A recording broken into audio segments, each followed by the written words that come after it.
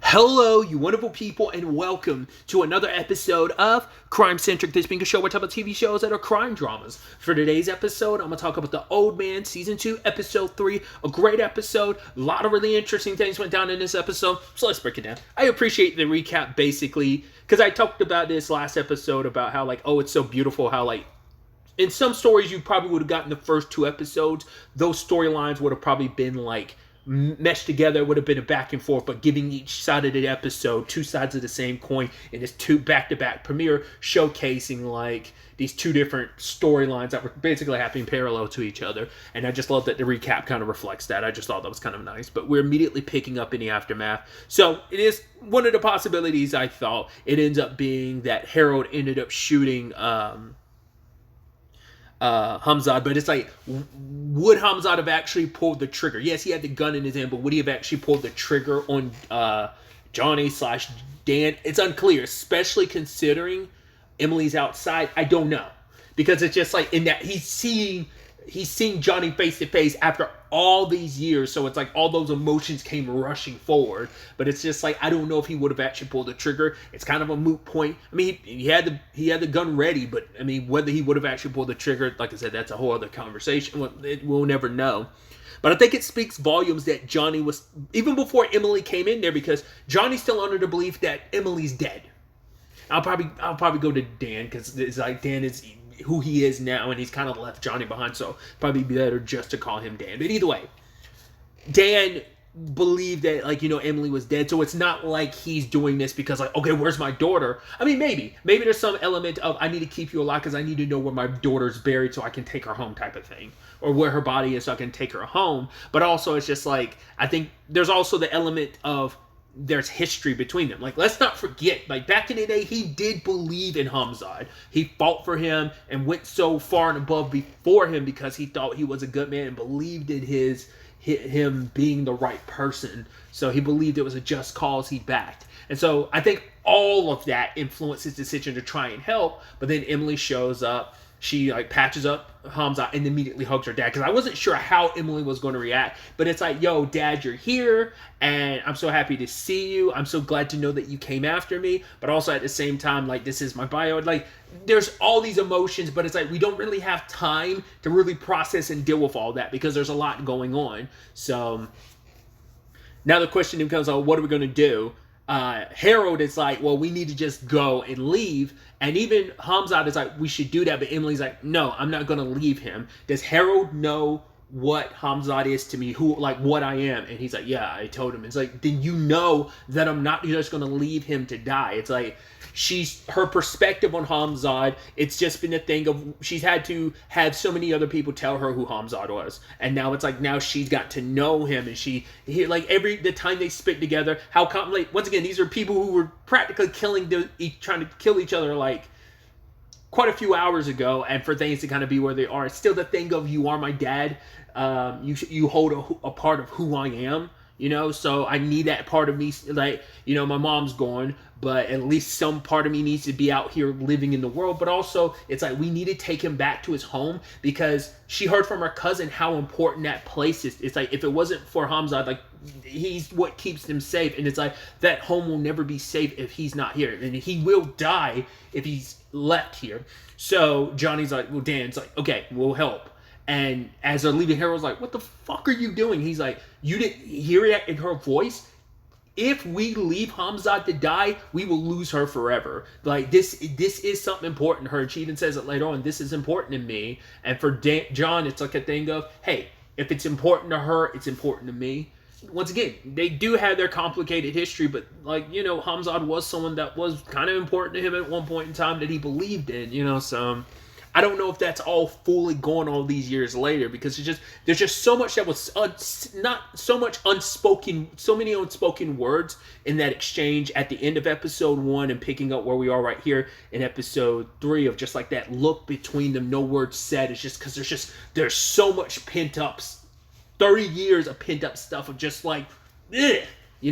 towards each other. So I even loved Dan kind of asking these questions what did you tell her? And he's oh, he's like, you've had all these years, her entire life, to tell her the truth, but now you're concerned about me telling her my story. He's like, well, what did you tell her? And he's like, I'm gonna leave you concerned. So it's like, you'll never know what I told her. But it's like, we know he didn't really talk anything like, I mean, the only thing he really said was how episode 2 ended, where he told her the lesson that her mom taught him, that Balor taught him, the whole thing of like, you can love someone or you can trust someone, it's kind of like you can't do both. So,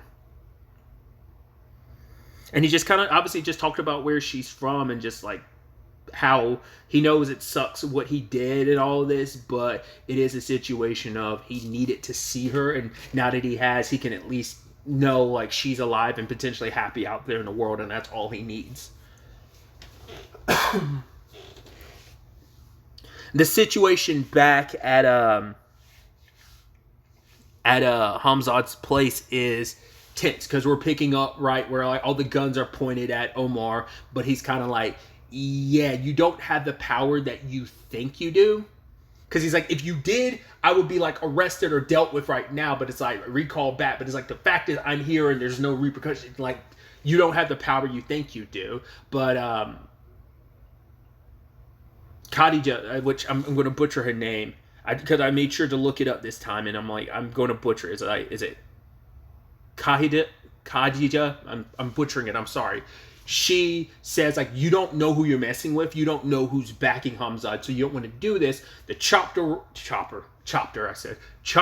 rolls up, and it's her son being like, hey, we're sorry about the payments being late, but the fact of the matter is this should, like, ease any tensions with the ministry, but anything you do going forward, like, hey, you were used. The ministry sent you here as a message. Anything you do going forward is going to be on you, and you will pay the price for that. So...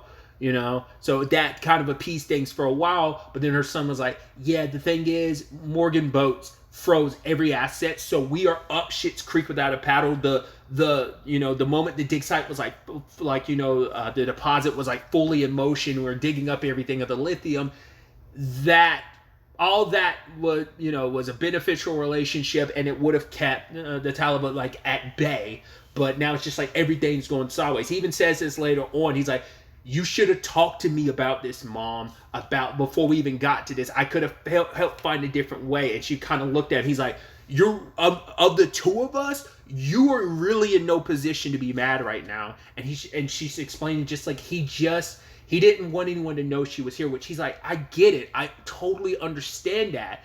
But we don't even begin to know what the price is going to be that we're going to have to pay for his decisions. And she had even said that she had said that to Hamza, like last episode, like, we don't know what the cost of this will be. Like, I get it. Everyone understands it.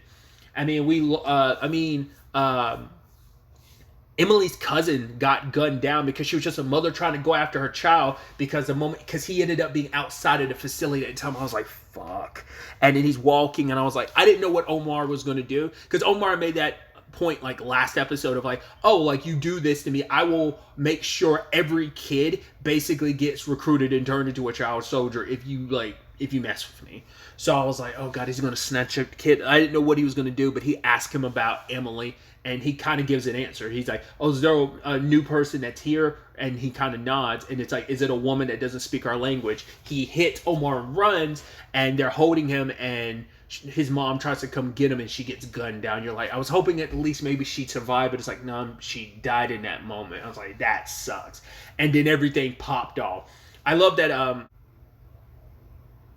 Khadija like ended up like just like the stone coldness of her just walking up, pistol in hand, blap blap blap blap, and grabbed him and brought him back inside. But that, and just like people are dying left and right, and it's just like they are outmatched and outgunned, and it's like this isn't going to end well. There's going to be a lot of death on all sides if things kind of continue this way. So on the flip side of this, we have Emily deciding that she's like, the best solution to this situation is if I tell them who I really am, because it's like, as if I go in there and be like, and like they're starting all this because they have questions about who I am. They're like thinking an FBI agent was kidnapped. Why would Hamzat do that? If I reveal there is no Angela, there was no FBI agent to begin with, that I'm Hamzat's daughter, then at very least Omar won't have the leverage he thought he did, and that would kind of ease things. But the biggest thing is, no, he could still, like, Omar could still kill you, but it's like,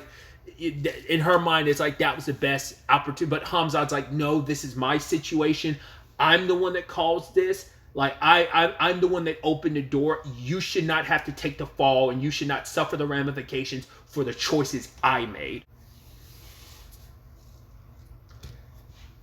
Staying on Emily really quickly, I think this episode did a really interesting thing where it's just like, well, we see who Emily is. We've known, like, that Emily can handle herself when shit, like, really comes down to it. Once again, we saw it with the whole Hamzat situation last episode, but just like when Dan was, like, choking out that dude and the guy was reaching for the gun, she didn't even go over and kick the gun away. She grabbed dude's arm and held onto it and kind of looked at her dad when he was choking him out, and it's just kind of like, yeah, it's just kind of like the reality of it. It's like no words were said between them. It's just like, we did this. I mean, he told her to kind of stay behind him. She's like, I know what I'm doing. He's like, no, I know. I just need you to be behind me because that's what's important to me.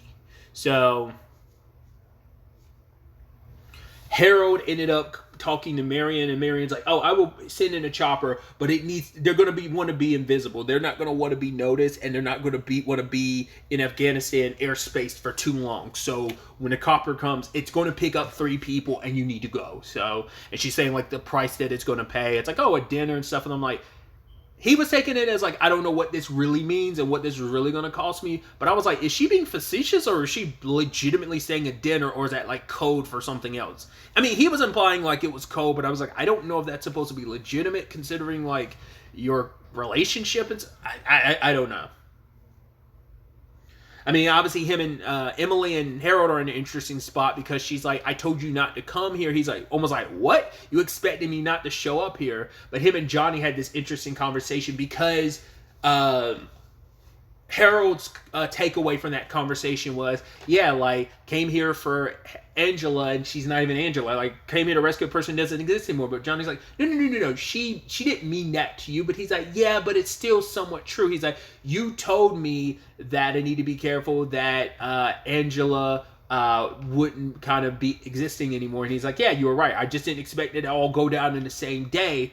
But for him, it's just, because it's like, what did you expect? Like, she'd come back and go back to work Monday? Like, that was never going to happen. He was like, yeah, but I was hoping we'd at least be able to keep the name, which is understandable because it's like, once again, these are her 3 fathers. Her biological father, the father that raised her, but also Harold has been like a father to her. So it's like he was holding on to like the daughter that he'd come to know. Like Angela, like, doesn't change. Like, she doesn't need the name. But, you know, they had that whole conversation last season. Specifically, it was Angela who had the whole conversation. I can't remember the exact wording of it. And I don't even remember the full sentiment of it. But I do distinctly remember her talking to, I believe, her dad about the whole conversation about names and stuff. And it's like, it does matter. You know, it's like who she was as Angela is like, yeah, that person doesn't exist anymore. That person no longer existed. Yeah, they may have never existed, but it felt real to Harold. I mean, it was real. And for him to have to kind of let go of the daughter he knew, because it's like he knew Angela one way, and it's just kind of like